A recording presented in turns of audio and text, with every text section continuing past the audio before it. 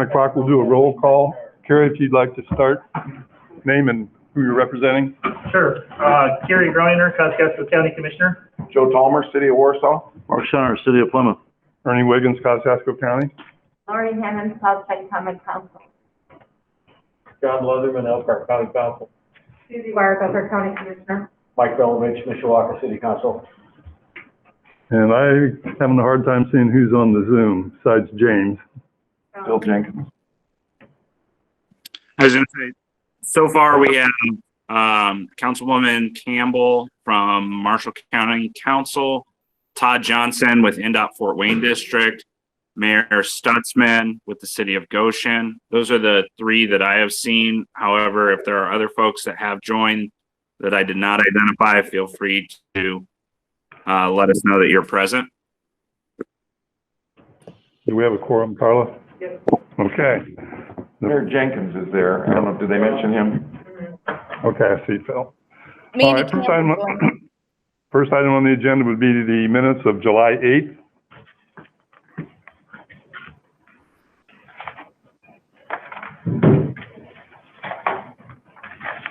Is there a motion to approve? So moved. Second. There's a motion and a second. Any further discussion? All in favor say aye. Aye. Aye.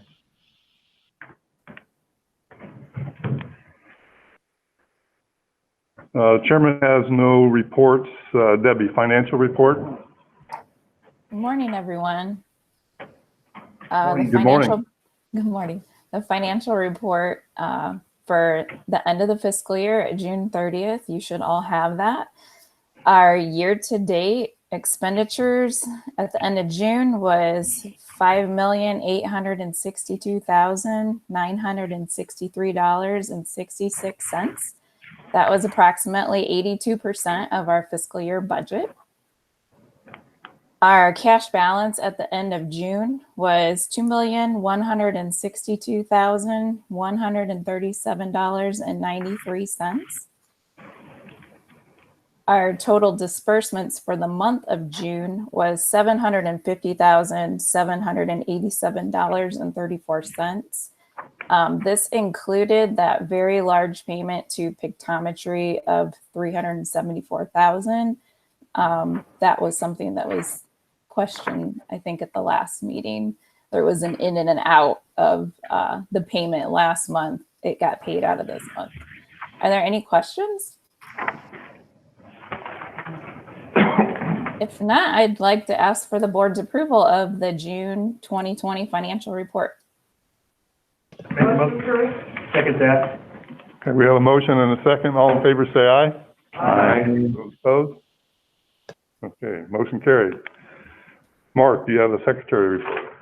July administrative modifications. I don't know what that means. But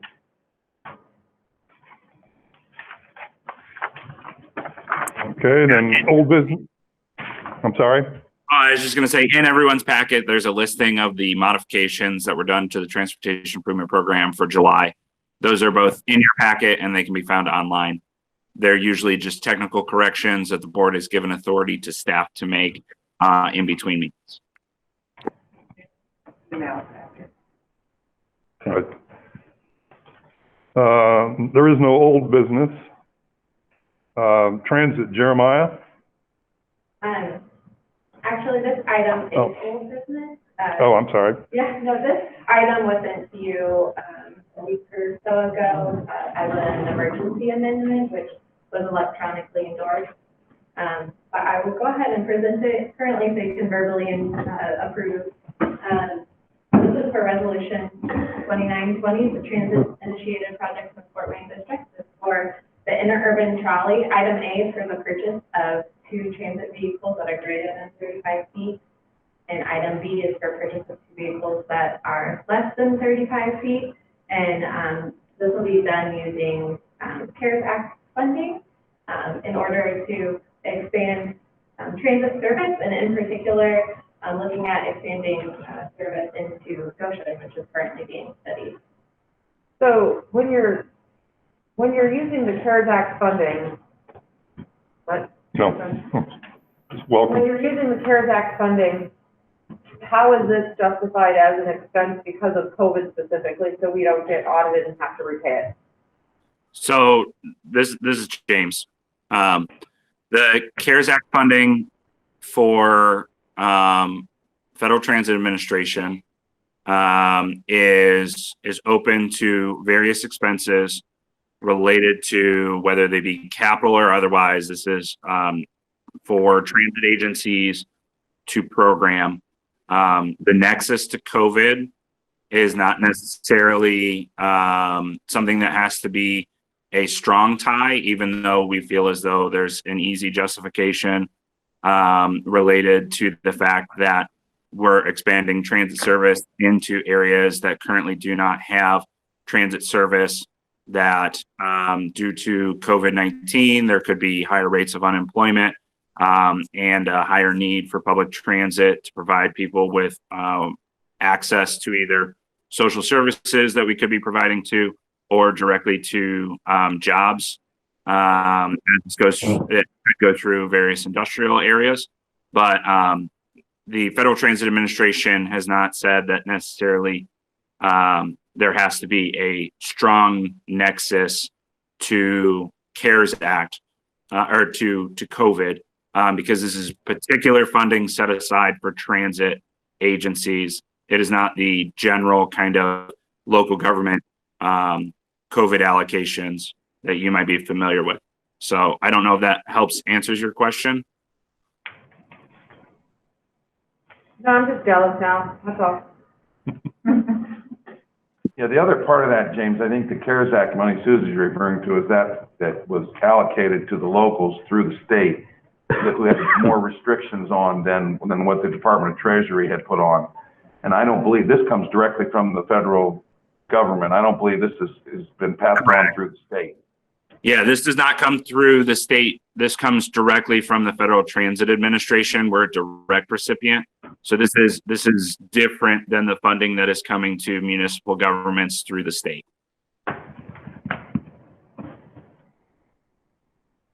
Did you get an actual overall allocation and then you were allowed to bring in projects? Correct. And how much did you get? How much did MACOG get? The MACOG through the interurban trolley received roughly, I don't have that number in front of me, but it was roughly 5.6 million as a transit recipient.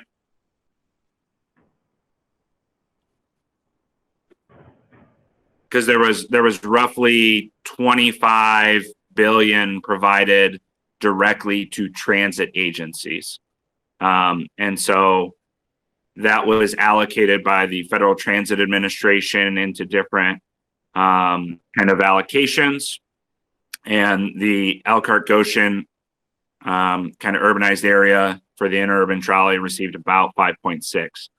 I believe NIC received about 11 million. South Bend received about 8, but those are all off the top of my head. So I can get you more specific numbers though, if you would like. The general numbers are fine for me. And these projects are fine. I just would be curious to see what the plans are for those funding sources, or for that funding source, and how you plan to use it. Sure.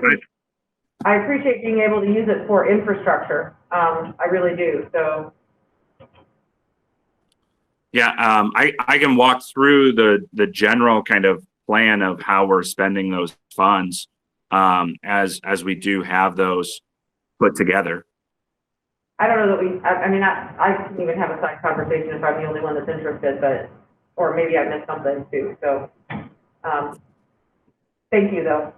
Yeah, just as a general, kind of about 4 million of the 5.6 is used for operating assistance. That's about a year and a half worth of operating assistance. The primary reason that the majority of that is just being used to sustain operations is we're not currently receiving any fares. We suspended fare collection back in March to allow for rear door boarding so that there are fewer interactions with passengers and drivers.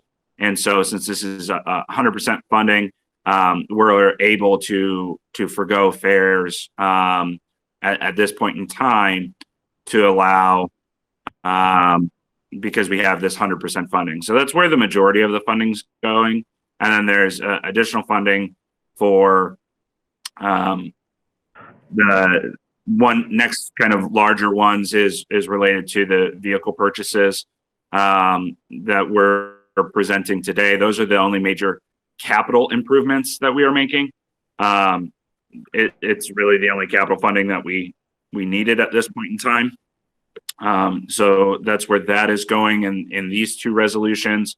And then some of the other ways that we are utilizing this funding is we've programmed some funding for a regional comprehensive operations analysis, which would be a joint project between us and Transpo to better study the overall kind of regional travel on the transit system, how those systems operate, where there could be operational improvements and better ties for just overall improving regional transit. And so that's where another portion of funding is going, as well then as there's some smaller amounts of funding that we're providing to upgrading our dispatch equipment, or software, I should say. We last procured that for MACOG in 2009. And so technology has definitely changed since then. And while we have a good product, there are definitely ways to improve it. And so that would be a major improvement, we believe, for the paratransit system, for that dispatch equipment or software. And then that's kind of the overall highlights, the operational funding, and then the buses here. These would be utilized for the potential for service expansion. But I can provide that in a more detailed list. I just don't have it in front of me right now.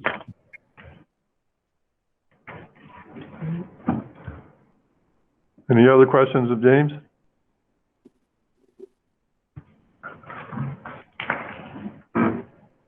There are no questions. I would ask for your approval of resolution 20. We have a motion. Is there a second? Second that. Second. Any further discussion? All of those in favor say aye. Aye. Aye. Those opposed, same sign. Motion carried. Okay, moving on, new business. We have a request for an addendum, add transit resolution 3420 to the agenda following 3220. Caitlin? Yeah, so the addendum that we're requesting is there is funding called 5310 that is typically used for either providing services for individuals with disabilities, seniors, or for access to jobs for low-income individuals. This is a program that in South Bend is administered by Transpo, and we assist them with. We were made aware by Transpo and by Federal Transit Administration that there were some old funds that were going to lapse, and they were asking if we had the ability to spend it. We do have the ability to spend it, and what the addendum, and we can go into this if the addendum is considered, but what the addendum is asking for is to program funding for what we would call mobility management. I'd be happy to explain that when we get to that, or Caitlin can explain it when we get to that. But what we are asking for is for this to be considered on today's agenda. It was a last minute request from FTA, and so we're just trying to be responsive to spend those funds before they disappear. And that's why we are asking for this addendum. Any questions, James? Entertain a motion to approve the addendum. So moved. Second? Have a motion and a second. Further discussion? All those in favor say aye. Aye. Aye. Those opposed, same sign. Motion carried. Now we're ready for Caitlin, sorry. So we'll move into, resolution 30-20, which is an NDOT initiated project in the Fort Wayne district. Item A is for ADA sidewalk and curb ramp construction at various locations within the Elkhart subdistrict, which, this includes about 50 intersections along State Route 19, 15, US 33, and State Route 13, and then adding in PE right-of-way and construction. If there are no questions, I would ask for your approval of resolution 30-20.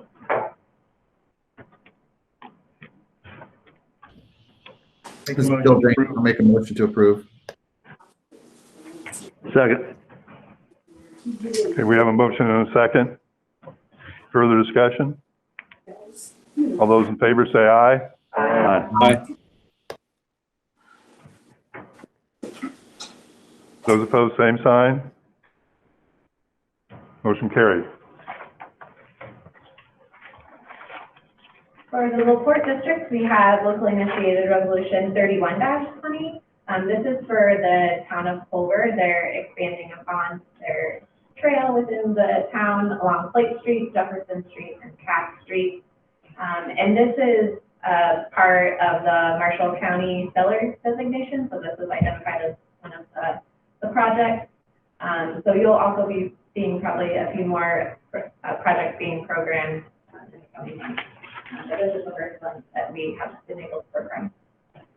If there are no questions, I would ask for your approval of resolution 31-20. So moved. Second. Okay, we have a motion and a second. Any further discussion? Hearing none, all those in favor say aye. Aye. Those opposed, same sign. Motion carried. All right, we have resolution 32-20, which is an NDOT initiated project. It's for an intersection improvement at US 30 and King Road, adding in right-of-way.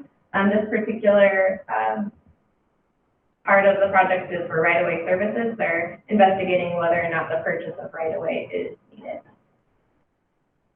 There are no questions. I have a question. Good. Is this, for a J-turn installation?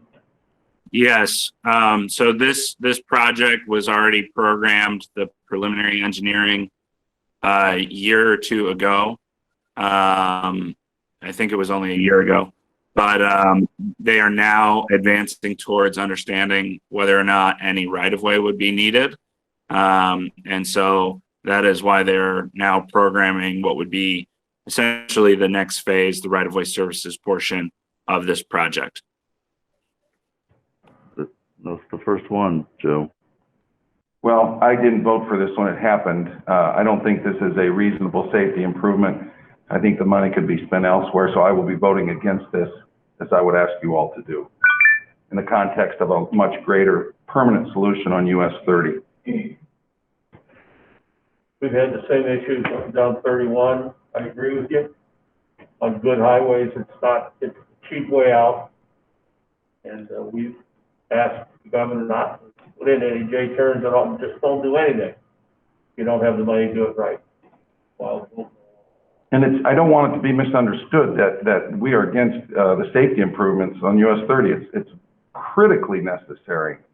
But these, in our opinion, these J-turns do not provide the safety, and the money could be spent to come up with a much more sustainable long-term solution. And I know that it ruffles some feathers, but I've not been a proponent of these J-turns. I did not vote for this particular project, so I just, again, with full respect to NDOT and the hard work they do, I just will not vote for this. Mayor Senator, were you going to make a comment? I feel the same way with Joe. This is not in the city limits, but just on the east side of town, where there's a truck stop there. I can't imagine that, there's a lot of, looking at the diagram that I saw earlier, there's just a lot of right away right there that they're going to need for this particular issue. I will be voting no as well. You vote, or would you like a motion to deny?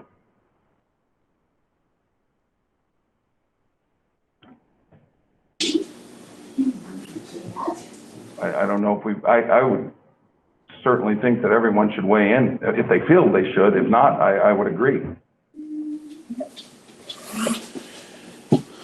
This is Dwight Fish. What alternative would you propose in a situation like this? Because we've got more than one across the state.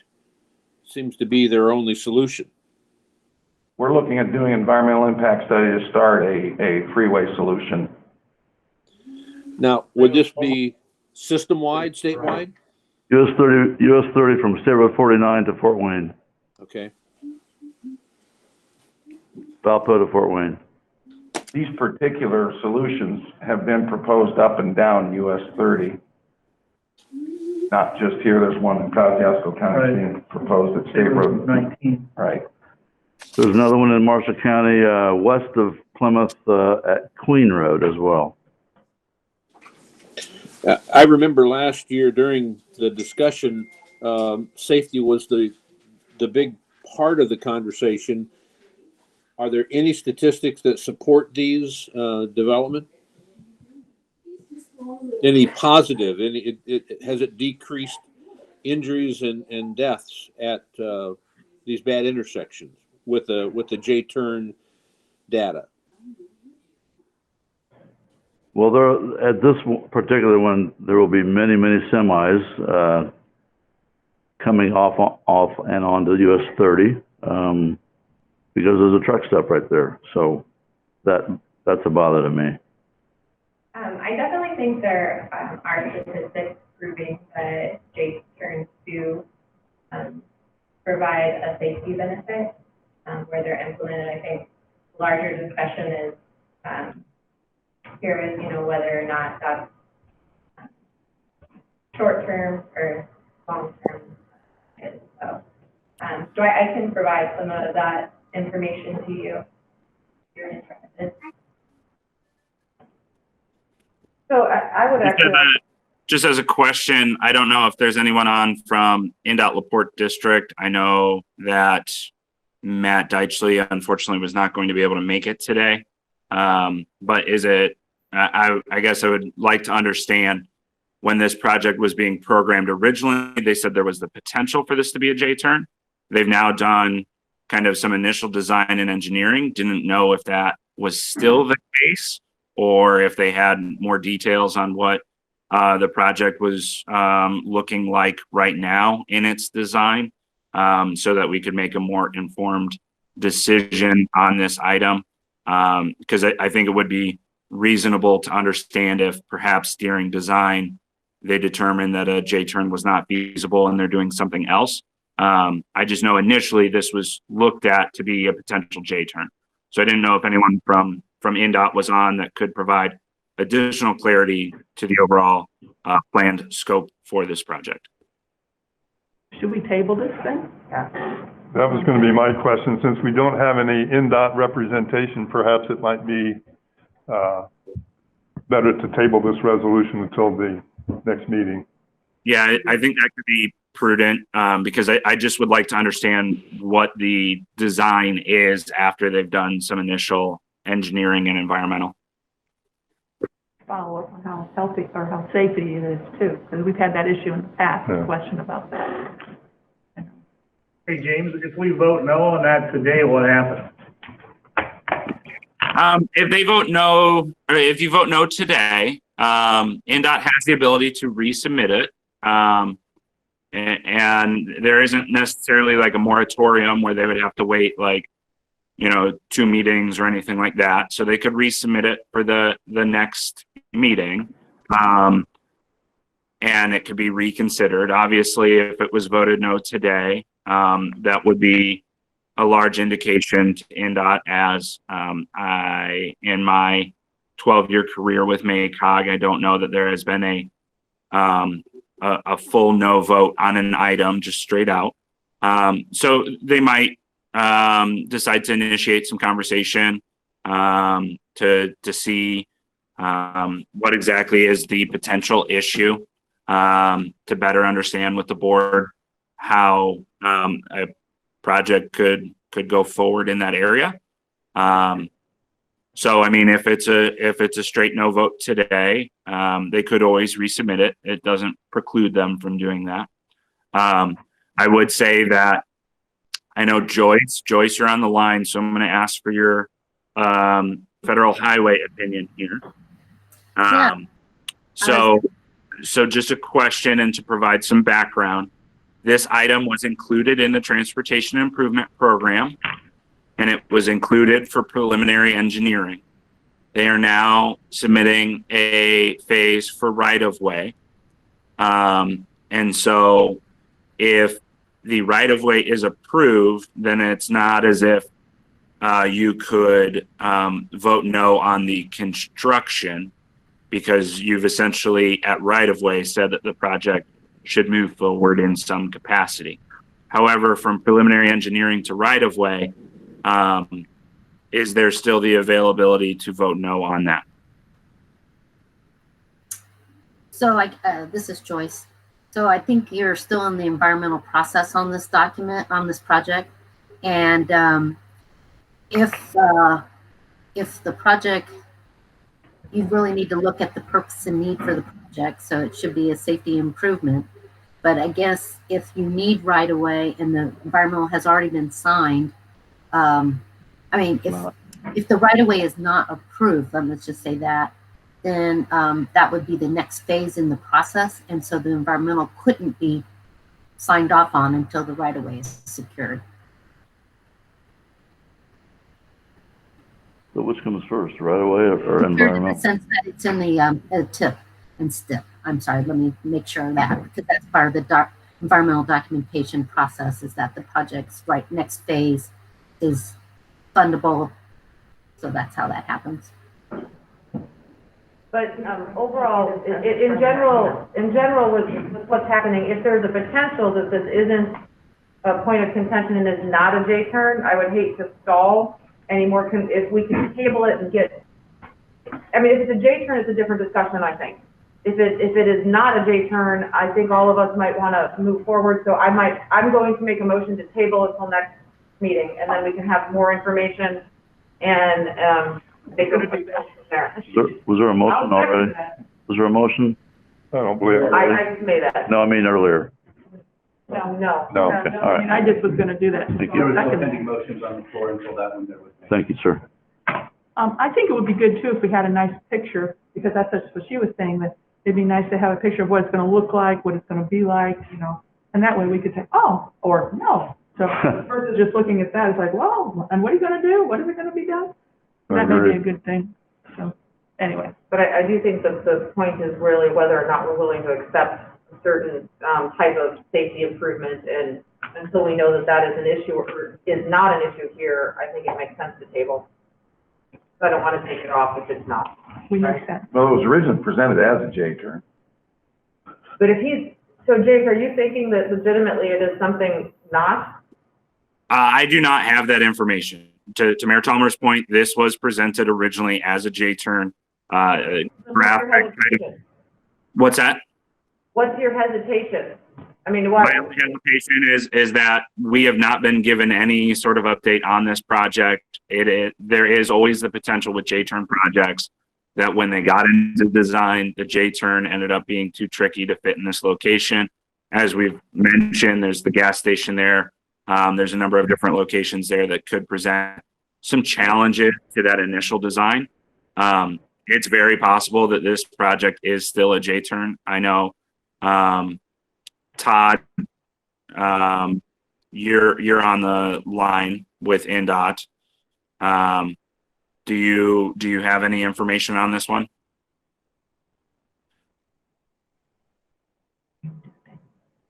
Todd's not unmuting. So my only hesitation is I just don't want to vote it down as a no if the scope has changed. That's my only hesitation. And I don't know that it has. Okay, we have a motion and a second to table. All those in favor say aye.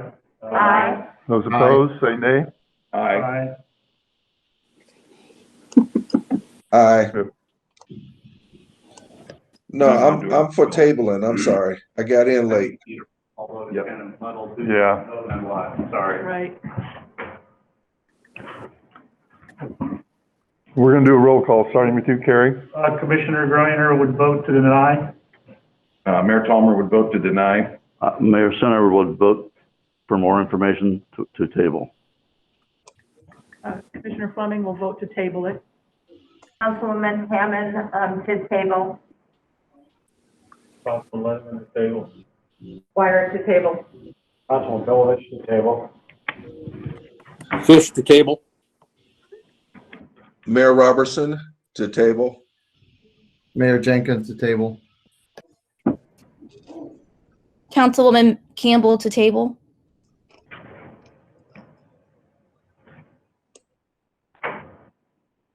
There are 10 voting in favor of the motion to table this agenda item and 2 opposed. Okay, motion carried to table, put it on the agenda for the September meeting. And then ask him to bring information about it so we can understand more. Okay. It'll be 1 year after From INDOT to last time we more clarity on where the project stands. came forward.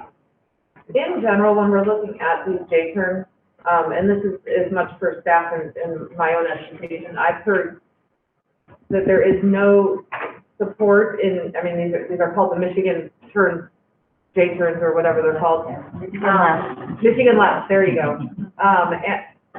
And I'm curious to see, as they've had, these up and functioning in Michigan, what has happened since, right? I mean, if we compare the data pre-Michigan left to post-Michigan left, what that really looks like. Because I know what's being claimed.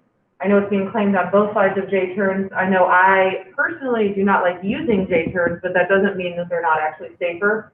So I'd like to see some comparative data. They've been around long enough, but I think it's better to make some informed decisions overall.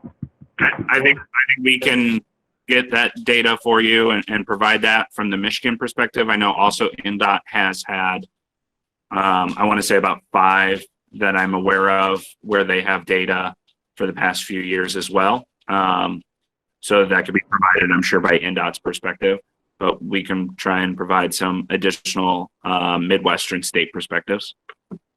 Thank you. Okay, moving on. James, Transit Resolution 3420. Yeah, so 3420 is the addendum resolution. This item is for mobility management, regional mobility management, what we're calling. So this includes 2 different aspects. The first aspect would be a travel training program. The concept behind travel training programs is these exist kind of throughout the country. You can see them here in Indiana and Indianapolis or say Lafayette. You can also see them in other cities like Grand Rapids, Michigan. And the whole purpose of travel training programs is that you work with either one-on-one with individuals, with groups. You can go to senior homes or to just school events or whatnot to provide individuals with information and instruction on how to use fixed route public transit. The whole concept of 5310, as I previously mentioned, is to help individuals with disabilities and to help seniors overall to improve their mobility, as well as to provide job access for individuals with low income. And so this training program can help individuals understand how to use the transit system, where to catch the bus, and kind of work with individuals on kind of individual strategies to use public transit. We don't have the full details of this program because we do not have a travel training program in the region. But we have done a lot of peer reviews and believe we have kind of an understanding of what we would like to implement. And this funding will help implement that. Additionally, then the other aspect of the mobility management is much more the kind of regional mobility management, which focuses on creating a resource, either in print or a digital resource, where individuals can better understand all of the transportation options that may be available to them. So what we envision here is, say, something like a website where you can enter in your origin, your destination. You can say, I'm 60 and over, or I have a disability, and you hit go, and it tells you the different services that you could use to get from your origin to destination. So if you're in Napanee, it might give you information related to Elder House, or if you're in,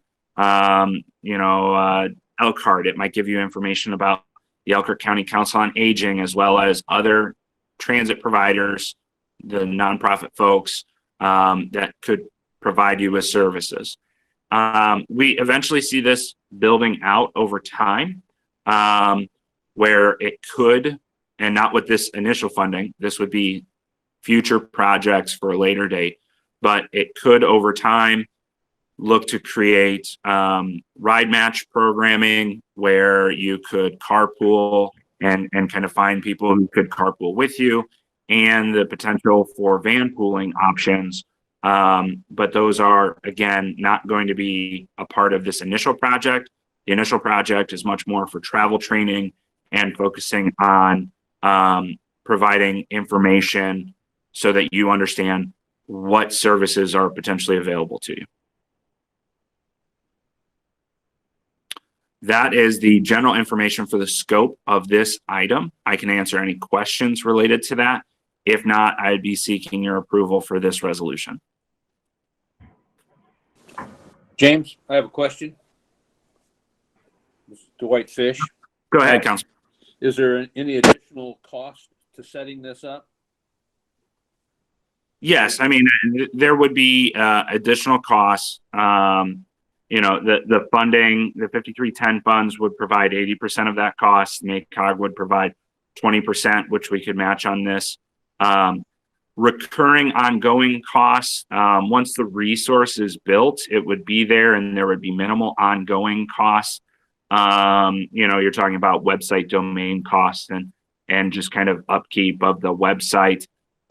So if we never received any additional funding, you're talking about, just some upkeep of a website. So that's kind of incidental. The travel training, obviously, that's very staff intensive.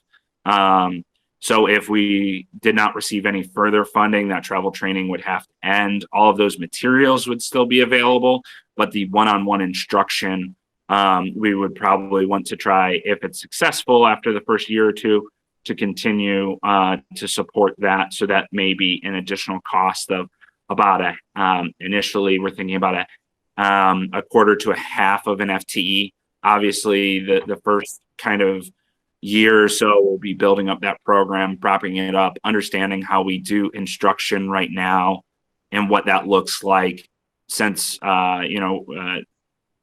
group instruction is probably not the best offering during COVID, but figuring out that programming will probably be that first year.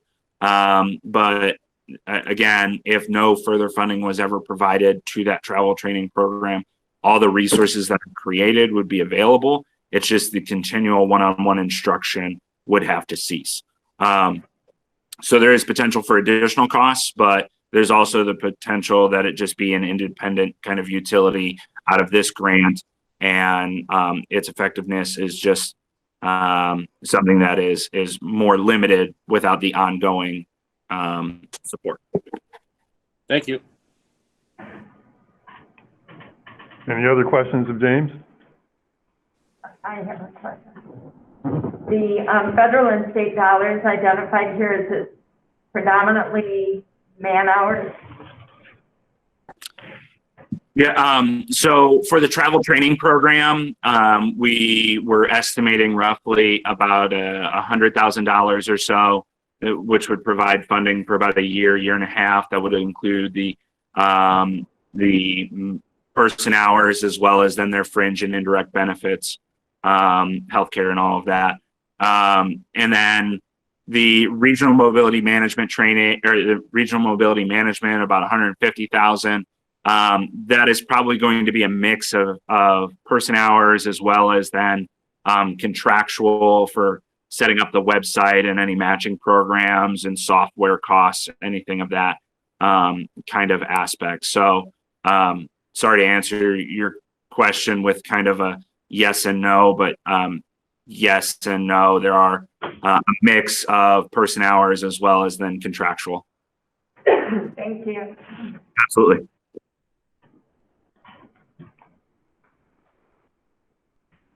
Is there a motion to approve Resolution 3420? So moved. Second. Motion and a second. Any further discussion? Hearing none, all those in favor say aye. Aye.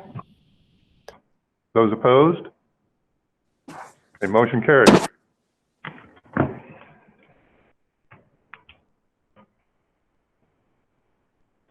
Other actions, Resolution 3320, James. Yeah, so this resolution is a resolution for the Federal Transit Administration. This is a kind of a pro forma template that Federal Transit has provided to us. This is a resolution that we had on file, but it is outdated, and so we have just updated that. It has been reviewed by legal, and I believe Jamie Woods is there in person if you have any questions of legal. But this is just a resolution that authorizes the board authorizing MACOG to kind of apply for FTA grant funding, as well as then being able to file those reports. And you can kind of see the full listing in that resolution. It is a standard template resolution that FTA has provided us. We are needing to have it updated. Motion approved. Second. We have a motion and a second. Further discussion? All those in favor say aye. Aye. Those opposed? Motion carried.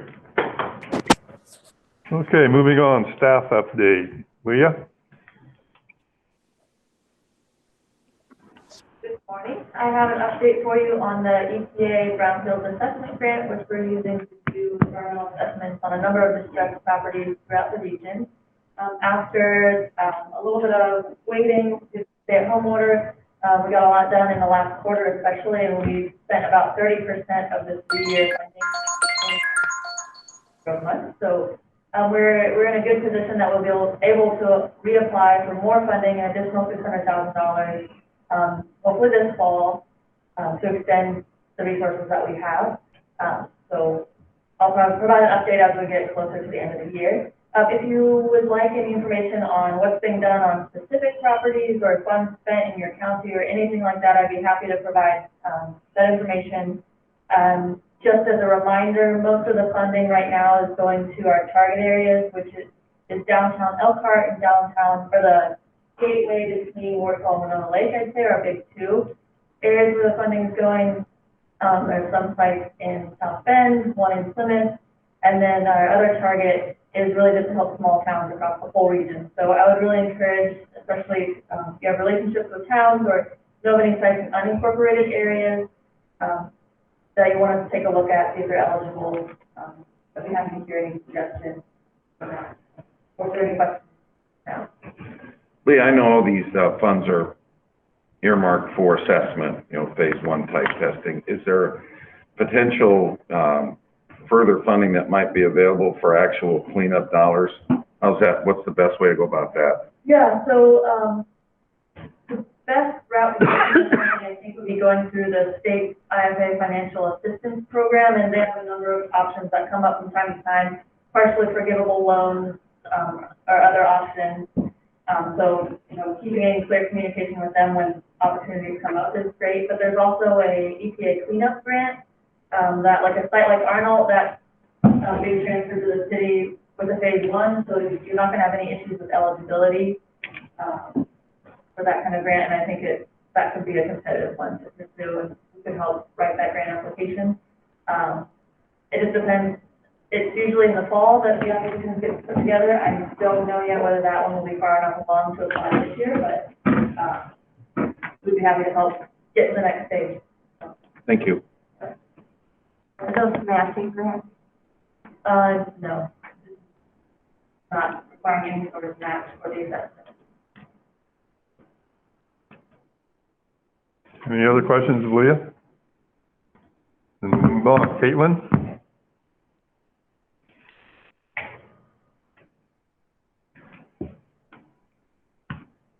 We currently have an amendment for our long-range transportation plan out in Michigan on the Move. This amendment will be extending a project that is on McKinley Avenue. It was originally identified as a project from Division to First Street. It's now requested by the city that we extend that project further to Elder Road. This extension is about 7/10 of a mile and will kind of reduce the bottlenecks that currently exist because that section is the remaining two-lane roadway. So this amendment is currently out for public comment and will be out through the rest of the month. We are hosting two virtual open house public comment meetings. The first one will be on August 18th at 3 p.m. and the next one will be on August 20th. So both happening next week. And if you're interested in viewing the amendment, it can be found on our website.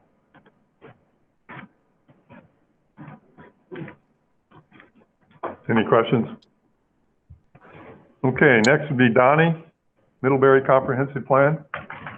Good morning. Our last update I'll be sharing with you is an overview of the Middlebury 2030 Comprehensive Plan. So over the last year, the town of Middlebury MACOG was working together to update their previous plan that was done in 2011. This is actually a section of the Elkhart County's comprehensive plan, so I'll be briefly touching on that here in the next few moments. But over the course of the year, the planning process involved establishing a refined vision and core values from 2011, as well as creating an actionable plan. That was something that the town really expressed that they didn't get from their previous 2011 plan. They had a number of strategies, but it just felt like it wasn't presented in an actionable format.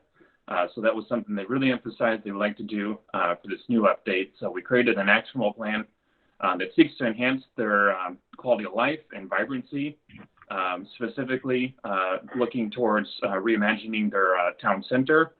There's been a few strategies identified that may involve a charrette type process to work with other professionals to reimagine what their town center could look like if properties need to be reassessed as far as supporting future development, as well as enhancing their entrepreneurial spirit, what they call grown from tradition, and continuing their support from the chamber for small businesses, as well as expanding utility services to support future development in key areas identified throughout the community.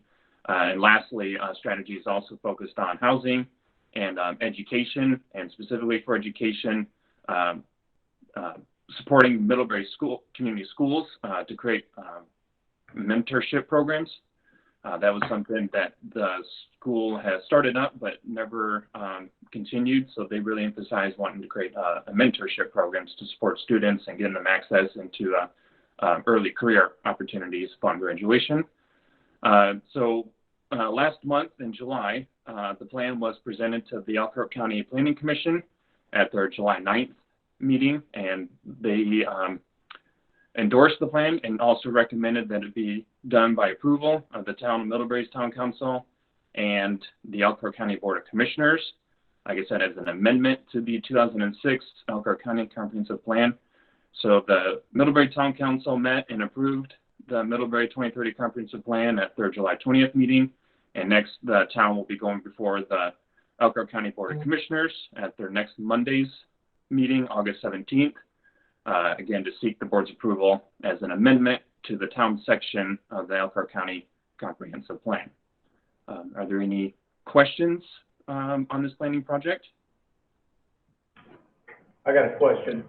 Does this deal with the issue of the 5 laning of 20 over 13 and somehow getting traffic up to the toll road? Right now 13 is almost dead ahead stop with trucks almost all day long. And we have not seen anything proposed as a bypass, or at least a truck bypass around the downtown. Correct. This was an item that was brought up at a few occasions at focus group workshops, but we didn't get a specific recommendation from the town or steering committee members to go forward with looking at an alternative route. There are strategies that would support that, but nothing specific to have like a full-blown town's approval. So the town's still reevaluating and what they're going to do on 13. We've been working on this for 10 years at least, maybe 15. People on the west side want it on the east side, people on the east side want it on the west side. You're going to have 5 lanes of traffic going right down to 13 and everything's going to stop. Go down to two lanes. You're going to have a mess over there if we don't figure out some way to get around this community and back up to the toll road. So I would urge you to make sure that that's part of this somehow. We've talked to the town manager, we've talked to some of the senior people that have big companies over there, and everybody just shakes their head, nobody does anything. And sooner or later, we're going to have problems. Probably long after I'm gone, and maybe most of us, but if you look at where this is going, it looks like it's not complete. Councilman Letterman, I have a quick question, just so I can better understand. Are you specifically talking about on US 20, or are you specifically talking about on State Road 13 up to the toll road? I'm talking about trying to get traffic from US 20 up to the toll road. We talked about 43, I think is the first road to the east. Right. And that would make sense, which is what we've talked about in the county. But something ought to be addressed in this thing if you're going to call it a town plan, I think. Anybody who drives the Indiana toll road looks at the Michigan interchange. Have you done that? It looks like the whole thing has just exploded. There are literally 300,000 or 400,000 square feet more of industrial buildings up there now, trailers everywhere. The Grand Design folks have just completely filled up the north side. The county is talking about putting water up there. There's now sewer up there. I think it's important to figure out how to get traffic moving.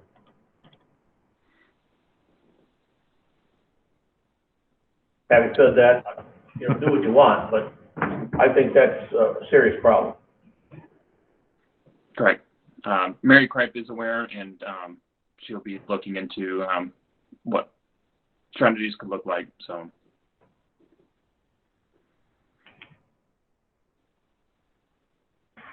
Any other comments? Thank you, John. Okay, next item is privilege of the floor. Yes, sir. Let's talk about US 31 for a minute. January, before all this COVID stuff came along, we what we thought was 8 interchanges, 3 J turns. And I talked with Joe McGinnis. He says that the income coming into the NDOT now is so loose that they don't know what they can do. The last map I looked at had 3 interchanges and about 8 or 9 J turns. In the meantime, somebody has started a group called Citizens Against J Turns, exclusive of the 31 Coalition. And people are getting kind of cranked on it. I just wanted to let you know that the whole thing's up in the air now. Okay. There are a couple of things going to happen. There's a railroad overpass going to happen down south near Indianapolis, and there's maybe 1 or 2 interchanges they're going to work on. But the governor's plan to try to have no stoplights by the time he's out of office, it looks like it's in jeopardy because of the funding. And because of goofy funding, you know, a J-turn is a cheap way to do it. We've asked them to, if they're gonna put a J-turn in, buy enough right of way to do a complete interchange, because they say J-turns are temporary. I guess I would urge you to keep your eyes open and listen to what's going on, because this is our connection to Indianapolis. It's pretty important. Some of us have been working on this since 1992, and we'd like to see something happen that you could drive on at 70 miles an hour with your cruise control on and not have to stop, start. I can't, the whole thing's up in the air, and therefore I think 30 probably is in the same kind of shape, with funding being so goofy. So I wouldn't say that NDOT's not trying to do the best job they can. I wouldn't say that they're getting the money and not using it for us and so on and so forth. But I think this is a problem. I think we got to keep our eye on it, because limited numbers of money are going to be, we're competing with people all over the state. And I thank you for those of you who have been supportive up to now. Just as a Michigander originally, most of the J-turns have a light that gives you the right of way to come across. The idea is to get rid of the lights. That's true. That would make them significantly less safe. No, the goal is to have no lights on 31. No stoplights at all. Regardless of the J-turn or not. Right, I understand that, but from a safety perspective for the J-turn, without the light, that would make them significantly less safe. On the Michigan side of the line, all the J-turns were replaced with interchanges about 10 years ago.